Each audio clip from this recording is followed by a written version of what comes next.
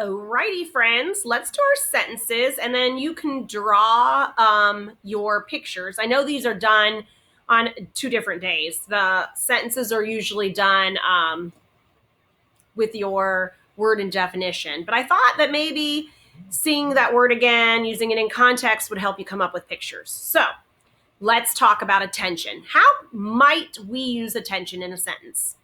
Now, you can come up with your own sentence and your own picture. I'm going to help you out with the sentences. I'm not going to really help you out with the pictures. That's all on you. But I was thinking that if I wanted to use attention in the sentence other than, hey, pay attention, I could say that I love all the attention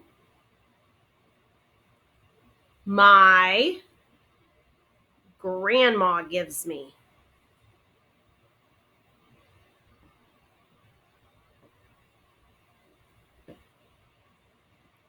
I love all the attention my grandma gives me.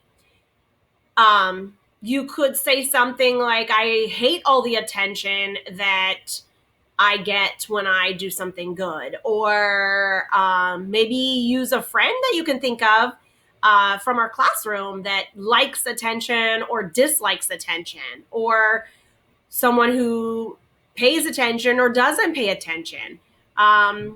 Maybe you think your mom doesn't listen to you or pay attention to you. Maybe you want to do a sentence like that, but you come up with your sentence using attention and underline your word. All right, next word, harm. Ooh. Well, I can think of a lot of sentences for harm, and harm is not one of my things I would like to do. I actually try very hard not to harm people or things. So maybe you could say they didn't mean to harm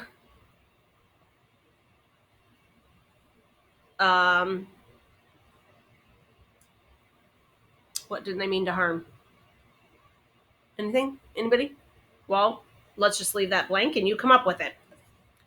They didn't mean to harm the whatever, the couch. That's a good one. They didn't mean to harm the couch. They didn't know that buckle was gonna, tear the material. They didn't mean to harm. Or you could say, I didn't mean to harm your feelings. Or I told someone they were to close their mouth when they chew. I didn't mean to harm their feelings. Or your sentence can be whatever you want it to be. Make sure you underline your word. Think of something, though, that would help you to draw your picture. A lot of times we do an X through something so that you don't harm yourself, like a dive, like no dive. It's because that we associate that with danger, and harm is danger. So, all right, our next word is factory. My husband, because we all know that Mr. Ed retired from the Gradall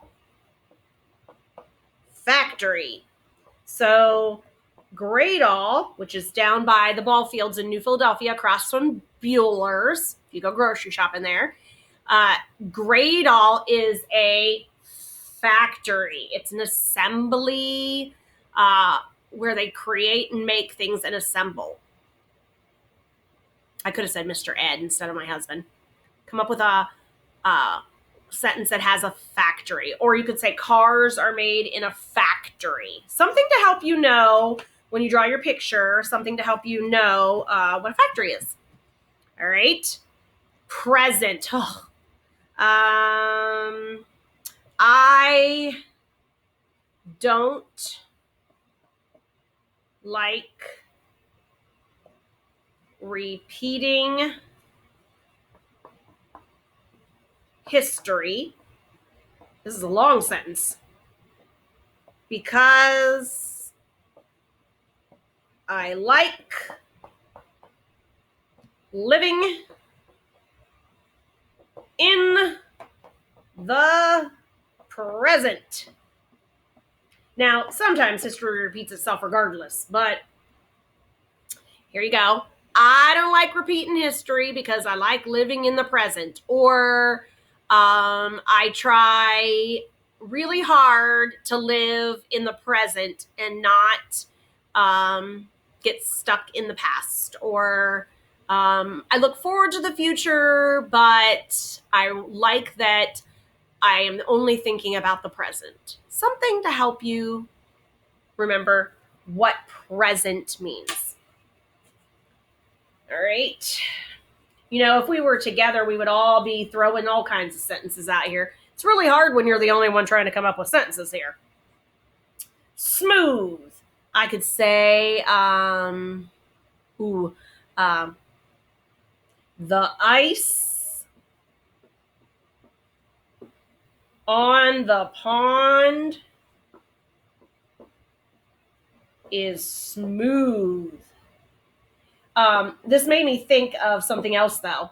One of our favorite, Mr. Ed and my favorite time to go water skiing is when it's like 7, 8, 9 o'clock at night, when everyone has already left to go home, cook dinner, get their shower, sit around the campfire, whatever they're going to do. But that is the best time because the water is so smooth. And when your skis cut through that water, it's just an awesome feeling. But I could have said that the water at night is smooth.